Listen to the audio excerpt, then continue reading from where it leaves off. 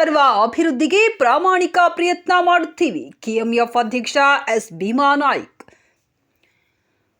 ಕೊಟ್ಟೂರು November 26ರಂದು APMC ಸಭಾಂಗಣದಲ್ಲಿ November 25ರಂದು ಕೃಷಿ ಉತ್ಪನ್ನ ಮಾರುಕಟ್ಟೆ ಸಮಿತಿಗೆ ಕರ್ನಾಟಕ ಸರ್ಕಾರದಿಂದ ಅಧ್ಯಕ್ಷ, ಉಪಾಧ್ಯಕ್ಷ ಹಾಗೂ ಸರ್ವ ಸದಸ್ಯರನ್ನಾಗಿ ನಾಮನಿರ್ದೇಶನ ಮಾಡಿದ ಸನ್ಮಾನ್ಯ ಶ್ರೀ ಭೀಮಾನಾಯ್ಕ್ ಕೆಎಂಎಫ್ ಅಧ್ಯಕ್ಷರು ಮತ್ತು ಡಾಕ್ಟರ್ ಶ್ರೀನಿವಾಸ್ ಎನ್.ಟಿ. ಕೂಡ್ಲಿಗಿ ವಿಧಾನಸಭಾ ಕ್ಷೇತ್ರ ಅವರು ಕೊಟ್ಟೂರು ದ್ವರಿ ಶ್ರೀ ಕೊಟ್ರೇಶನ ಆಶೀರ್ವಾದದಿಂದ ಹಾಗೂ ಕೃಷಿ ಉನ್ನತ ಮಾರುಕಟ್ಟೆ ಇರುವುದರಿಂದ ವ್ಯಾಪಾರ ವಹಿವಾಟು, ಆರ್ಥಿಕ ಸಾಮಾಜಿಕ ಮನ್ನಣೆಗೆ ಸಹಕಾರಿಯಾಗಿದೆ ಎಂದು ಅಭಿನಂದನಾ ಸ್ವೀಕರಿಸಿ ಕಾರ್ಯಕ್ರಮವನ್ನು ಉದ್ಘಾಟಿಸಲಾಯಿತು. ನಂತರ ಎಪಿಎಂಸಿಯ ಉಪಾಧ್ಯಕ್ಷರು ಪ್ರಾಸ್ತಾವಿಕ ನುಡಿದರು ಮತ್ತು ಅಧ್ಯಕ್ಷರು ಕೊಟ್ಟೂರು ಎಪಿಎಂಸಿ ಮಾರುಕಟ್ಟೆ ರೈತರಿಗೆ ಬೇಕಾಗಿರುವ ಮೂಲಭೂತ ಸೌಕರ್ಯಗಳಾದ ಶುದ್ಧ ನೀರಿನ ಘಟಕ, ಹೈಟೆಕ್ ಶೌಚಾಲಯ, 100 MT ಸಾಮರ್ಥ್ಯದ ವೇಬ್ರಿಡ್ಜ್ ಇನ್ನೂ ಮುಂತಾದ ಸೌಕರ್ಯಗಳನ್ನು ಒದಗಿಸಿಕೊಡಬೇಕೆಂದು ಅಭಿನಂದನೆ ಸಲ್ಲಿಸುವುದರ ಮೂಲಕ ಮನವಿ ಮಾಡಿಕೊಂಡರು.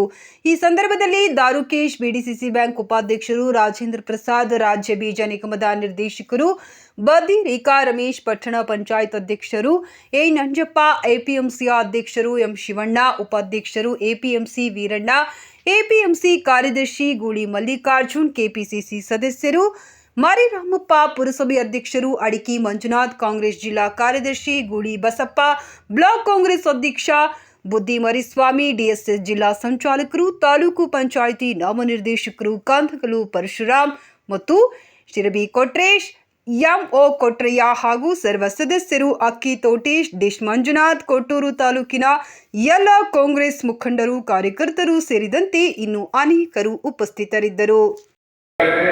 ಶ್ರೀನಿವಾಸ್ ಅವರು ಹೇಳಿದಂತೆ ಖಂಡಿತ ರಾಜ್ಯದ ಜನಪ್ರಿಯ ಮುಖ್ಯಮಂತ್ರಿ ಸನ್ಮಾನ್ಯ ಸಿದ್ದರಾಮಯ್ಯ ಅವರು ಬಡವರ ಪರವಾಗಿ, ಮಹಿಳೆಯರ ಪರವಾಗಿ ಮತ್ತು ರೈತರ ಪರವಾಗಿ ಇರ್ತಕ್ಕಂಥ ಸರ್ಕಾರ ಈ ದೇಶದಲ್ಲಿ ಯಾವುದಾದ್ರೂ ಇದ್ರೆ ನಮ್ಮ ಸರ್ಕಾರ, ಕಾಂಗ್ರೆಸ್ ಸರ್ಕಾರ ಅಂತ ನಮ್ಮ ಸಂದರ್ಭ ಇವತ್ತು ಮೊನ್ನೆ 3 ನಮ್ಮ ನಿರೀಕ್ಷೆಗೂ ಮೀರಿ ನಾವು ಸಿಗ್ನಲ್ ಗೆಲ್ಬೇಕಂತ ನಾವು ಯಾರು ಅನ್ಕೊಂಡಿದ್ದಿಲ್ಲ.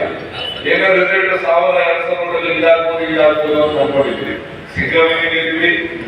ಮಾಜಿ ಪ್ರಧಾನಿ ಏನು ಸಿದ್ದರಾಮಯ್ಯ ಮಾತಾಡಿದ್ರೆ ಮಾತಾಡ್ತಿದ್ರು, ದೇವೇಗೌಡರು ಈ ವಯಸ್ಸಲ್ಲಿ ಕೂಡ ಸಿದ್ದರಾಮಯ್ಯ ಮಾತಾಡಿದ್ರೆ ಮಾತಾಡ್ತಿದ್ರು. ಅದಕ್ಕೆ ಬಹಳ ಸರಿ ಹೇಳಿದ್ವಿ ನಾವು, ಜಾಸ್ತಿ ಮಾಡ್ಕೊಳಮ್ಮ, ನಮ್ಮ ಕೆಲಸ ತಡೆಬೇಡಿ, ಕೇಳಲ್ಲ. ಯಾವಾಗ ಸಿದ್ದರಾಮಯ್ಯ ಮಾತಾಡಿದ್ರು ಅವಾಗ ರಿಸಲ್ಟ್ 3. ಯಾಕಂದ್ರೆ ಮೂಡಲ್ಲಿ ಸಿದ್ದರಾಮಯ್ಯ ತಂದ್ರು, ಎಲ್ಲರಲ್ಲಿ ತಂದ್ರು, ಬಿಜೆಪಿಯವರಿಗೆ ಏನೂ ಕೆಲಸ ಇಲ್ಲ. ಹಾಗಾಗಿ ಯಾಕೆ ಸೀಟ್ ಗೆದ್ದಿದ್ದೀವಿ ಅಂದ್ರೆ, ಯಾಕೆ ಹೇಳ್ತಂದ್ರೆ ಈ ಸರ್ಕಾರ ಬಡವರ ಪರವಾಗಿ, ಇದು ದಲಿತರ ಪರವಾಗಿ, ಮಹಿಳೆಯರ ಪರವಾಗಿ, ರೈತರ ಪರವಾಗಿ ಕೆಲಸ ಮಾಡ್ತಾರೆ ಸರ್ಕಾರಕ್ಕೆ ರಾಜ್ಯದ ಜನ ಆಶೀರ್ವಾದವನ್ನು ಮಾಡಿದ್ದಾರೆ. ಆ ನಿಟ್ಟಿನಲ್ಲಿ ತಾವೆಲ್ಲರೂ ಇವತ್ತು ನನ್ನ ಆಫೀಸಲ್ಲಿ ಖಂಡಿತ ನಾನು ಮತ್ತು ನಮ್ಮ ಕೋಟಿಗಿ ಕ್ಷೇತ್ರದ ಶಾಸಕರಾದಂಥ ಶ್ರೀನಿವಾಸ್ ಅವರು ಸನ್ಮಾನ್ಯ ಮುಖ್ಯಮಂತ್ರಿಗಳ ಜೊತೆಗೆ ಜಿಲ್ಲಾ ಉಸ್ತುವಾರಿ ಸಚಿವರಾದಂಥ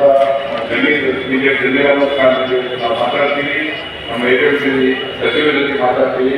ಪ್ರಾಮಾಣಿಕ ಪ್ರಯತ್ನ ನಾವು ಮಾಡ್ತೀವಿ. ಏನು ಮೂಲಭೂತ ಸೌಕರ್ಯಗಳು ಬೇಕು, ರೈತರಿಗೆ ಅನುಕೂಲ ಆಗ್ತಕ್ಕಂಥ ಮೂಲಭೂತ ಸೌಕರ್ಯಕ್ಕೆ ನಾವು ಪ್ರಾಮಾಣಿಕ ಪ್ರಯತ್ನವನ್ನು ಮಾಡಿ ಮಾಡಿಸುವಂಥ ಕೆಲಸವನ್ನು ಮಾಡ್ತೀವಿ. ಖಂಡಿತ ಕೊಟ್ಟೂರು ಪಟ್ಟಣ ನಾನು ಶಾಸಕರಾಗಿದ್ದ ಮುಂಚೆ ಯಾವ ರೀತಿ ಇತ್ತು, ಅನೇಕ ಈ ಭಾಗದಲ್ಲಿ ಏನೇನು ಅವಶ್ಯಕತೆ ಇರ್ತಕ್ಕಂಥ ಎಮರ್ಜೆನ್ಸಿ ಅವಶ್ಯಕತೆ ಇರ್ತಕ್ಕಂಥ ಮೂಲಭೂತ ಸೌಕರ್ಯಗಳನ್ನು ನಾವು ಮಾಡಿದ್ದೀವಿ. ಸ್ಟೇಡಿಯಂ ಕಟ್ಟಿದ್ದೀವಿ, 12 ಕೋಟಿ ರೂಪಾಯಿ ನೀರಿನ ಸೌಧ ಮಾಡಿದ್ದೀವಿ, ಎಪಿಎಂಸಿಯಲ್ಲಿ ಅನುದಾನ ಕೊಟ್ಟಿದ್ದೀವಿ. ಒಂದು ವಾರ್ಡ್ಗೆ ಒಂದು ಸಿಸಿ ರಸ್ತೆ ಇಲ್ಲ. ಇವತ್ತು 20 ವಾರ್ಡ್ಗಳಲ್ಲಿ ನಾವು ಸಿಸಿ ರಸ್ತೆ ಮಾಡುವಂತ ಕೆಲಸ ಮಾಡಿದ್ದೀವಿ. 13 ಕೋಟಿ ರೂಪಾಯಿ ಮನೆಗೆ ನೀರು 24/7 ಮನೆ ಕೊಡ್ತಕ್ಕಂಥ ಯೋಜನೆ ಜಾರಿ ತಂದಿದ್ದೀವಿ. ಸೊ ಅನೇಕ ಈ ಮಾದರಿಯಲ್ಲಿ ನಾವು ಮಾಡಿದ್ವಿ. ಮೊನ್ನೆ ನಾವು ಗುಲ್ಬರ್ಗ ಕ್ಯಾಬಿನೆಟ್ ಅಲ್ಲಿ ಹಾಕಬೇಕಂತೇಳಿ ನಾನೇ ಟಿವಿಯಲ್ಲಿ ಮಾತಾಡಿ ನಿಮ್ಮ ಆಸ್ಪತ್ರೆಯನ್ನ 50 ಬೆಡ್ ಆಸ್ಪತ್ರೆಗೆ ಕೈತರುವಂತ ಕೆಲಸವನ್ನು ನಾನು ಮತ್ತು ಶ್ರೀನಿವಾಸ್ ಅವರು ಇಬ್ಬರು ಮಾತ್ರ ನಮ್ಮ ಆಸ್ಪತ್ರೆ ಕೆಲಸವನ್ನು ನಾವು ಮಾಡಿದ್ವಿ. ಆಸ್ಪತ್ರೆಗೆ 20 ಕೋಟಿ ರೂಪಾಯಿ ಅನುದಾನ ಕೊಟ್ಟಿದ್ದೀನಿ. 20 ಕೋಟಿ ರೂಪಾಯಿ ಆಸ್ಪತ್ರೆಯಲ್ಲಿ ನಾವು ಜಾಗ ಕೊಟ್ಟಿಲ್ಲ ನನಗೆ. ಸೊ ಅದಾದ್ಮೇಲೆ ಬಸ್ ಸ್ಟ್ಯಾಂಡಿಗೆ ನನ್ನ ಊರಲ್ಲಿ ಬಸ್ ಸ್ಟ್ಯಾಂಡಿಗೆ 5 ಕೋಟಿ ರೂಪಾಯಿ ಅನುದಾನ ಕೊಟ್ಟಿದ್ದೀನಿ, ಅದು ಕೂಡ ಟೆಂಡರ್ ಹಂತದಲ್ಲಿದೆ. 12 ಕೋಟಿ ರೂಪಾಯಿ ವಿಧಾನಸೌಧ ಕೊಟ್ಟಿದ್ದೀನಿ ನನ್ನ ಊರಲ್ಲಿ, ಅದು ಕೂಡ ಟೆಂಡರ್ ಹಂತದಲ್ಲಿದೆ. ಹಾಗಾಗಿ ಭಾಗದ ಜನ ನನಗೆ 2 ಬಾರಿ ಆಶೀರ್ವಾದ ಮಾಡಿದ್ರು. ನಾನು ಶಾಸಕ ಆಗುವ ಸಂದರ್ಭದಲ್ಲಿ ಈ ಭಾಗದ ಅನೇಕ ಜನಪರವಾದಂಥ ಯೋಜನೆಗಳು ಈ ಭಾಗದಲ್ಲಿ ಆಗಿದೆ. ಬಹುಶಃ ಅಗ್ರಿಬೊಮ್ಮನಹಳ್ಳಿ ವಿಧಾನಸಭಾ ಕ್ಷೇತ್ರ ಇತಿಹಾಸದಲ್ಲಿ ಬೃಹತ್ ನೀರಾವರಿ ಯೋಜನೆಗಳು ಎಲ್ಲ ನೀವೇ ಹೇಳ್ತಾ ಇದೆ. ಮಾಗಡಿ ಕ್ಷೇತ್ರದಲ್ಲಿ ಯಾರು ಹೇಳ್ತಾರೆ ಚಂದ್ರಸೂರು ಹೆಸರು ಹೇಳ್ತಾರೆ. ಯಾರು ಕಟ್ಟಿದಪ್ಪ ಮಾಗಡಿ ಅಂದ್ರೆ ಚಂದ್ರಸೂರು ಕಟ್ಟಿದ್ರು. ಮಾಗಡಿಯಲ್ಲಿ ನೀರು ಯಾರು ಹೇಳ್ತಾರೆ ಸೂರ್ಯವರೆಗೂ ಮಾಗಡಿಯಲ್ಲಿ ಕಟ್ಟಿದ ಹೆಸರು ಚಂದ್ರಸೂರು ಹೆಸರು ಹೇಳ್ಬೇಕು. ಮಾಗಡಿಯಲ್ಲಿ ನೀರು ಯಾರು ತಂದ್ರೆ ಅದು ವಿಮಾನ ಹಾಕವೇ ಹೇಳಿದ್ರು. ಬೃಹತ್ ನೀರಾವರಿ ಯೋಜನೆ ನಮ್ಮ ಉದ್ದೇಶಕ್ಕೆ ತಂದಿದ್ದು ಒಂದು 20,000 ಎಕರೆ ನೀರಾವರಿ ಪ್ರದೇಶ ಆಗಿದೆ. ಅನೇಕ ಜನಪದ ಯೋಜನೆಗಳನ್ನು ನಾವು ಮಾಡಿದ್ವಿ. ಇವಾಗ ಒಂದು ಹಾಸ್ಟೆಲ್ಗಳಿಲ್ಲ, ಎಲ್ಲಾ ಹಾಸ್ಟೆಲ್ಗಳು ಖಾಸಗಿ ಬಿಲ್ಡಿಂಗ್ ಕೆಲಸ ಮಾಡ್ತಾರೆ. ಇಡೀ ಹಳ್ಳಿಗೋಡು ವಿಧಾನಸಭಾ ಕ್ಷೇತ್ರದಲ್ಲಿ ಸರಿಸುಮಾರು 200 ಕೋಟಿ ರೂಪಾಯಿ ಹಾಸ್ಟೆಲ್ಗಳನ್ನು ಕಟ್ಟಿಸಿದ್ದೀನಿ ನಾನು. 2013 ನಾನು ಶಾಸಕರಾಗಿದ್ದ ಮುಂಚೆ ಒಂದು ಹಾಸ್ಟೆಲ್ ಇದ್ದಿಲ್ಲ.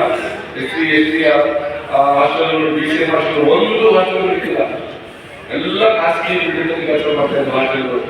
ನೀರಿ ವ್ಯವಹಾರ ಆಗಿದೆ ಮತ್ತೆ ಆದಾಯ ಆಗಿದೆ. ನಿಜವಾಗ್ಲೂ ಇದಕ್ಕೆ ಅತ್ಯಂತ ಶ್ಲಾಘನೀಯ. ಮತ್ತು ಇದೆಲ್ಲ ನಮ್ಮ ವರ್ತಕರು, ಕೊಟ್ಟೂರು ವರ್ತಕರು ಅಂತಂದ್ರೆ ಇಡೀ ರಾಜ್ಯಕ್ಕೆ ಫೇಮಸ್ ಮುಂಚೆಯಿಂದಲೂ ಅಂತವನ್ನು ನಾವು ಇಲ್ಲಿ ನೋಡ್ತಾ ಇದ್ದೀವಿ. ಚೆನ್ನೈ, ಕೃಷ್ಣಪಟ್ಟಣ ಮತ್ತೆ ತುಂಬಾ ಕಡೆ ಇದೆಲ್ಲ ಇಲ್ಲಿಂದ ರಫ್ತಾಗ್ತಾ ಇದೆ ಅಂತ ಹೇಳ್ತಾ ಇದ್ರು. ಸೊ ಈ ಕೊಟ್ಟೂರು ಬೇರೆ ಅಲ್ಲ, ಕೂಡ್ಲಿಗೆ ಬೇರೆ ಅಲ್ಲ. ಯಾವುದೇ ಅನುದಾನ ಬಂದರೂ ಕೂಡ ನಮ್ಮ ಕೂಡ್ಲಿಗಿಂದ ತಗೊಂಡು ಈಗ ಕೊಟ್ಟೂರು ಕೊಡ್ತಾ ಇದ್ದಾರೆ. ಅದರಲ್ಲಿ ನಮ್ಮ ಪಾಲು ಕೂಡ ಖಂಡಿತ ಇರ್ತದೆ. ನಾವು ಸದಾ ನಿಮ್ಮ ಅಭಿವೃದ್ಧಿ ವಿಷಯದಲ್ಲಿ ನಾವು ಯಾವುದೇ ರೀತಿ ತಾರತಮ್ಯ ಮಾಡೋದಿಲ್ಲ. ನಿಮ್ಮ ಸೇವೆಗೆ ಖಂಡಿತ ನಾವು ಸದಾ ಸಿದ್ಧನಿರ್ತೇವೆ. ನಮ್ಮ ಅಣ್ಣ ಭೀಮಣ್ಣನ ಮಾರ್ಗದರ್ಶನದಂತೆ ನಿಮ್ಮೆಲ್ಲ ಸೇವೆಗೆ ನಾವು ಯಾವಾಗಲೂ ಸಿದ್ಧರಿರ್ತೇವೆ.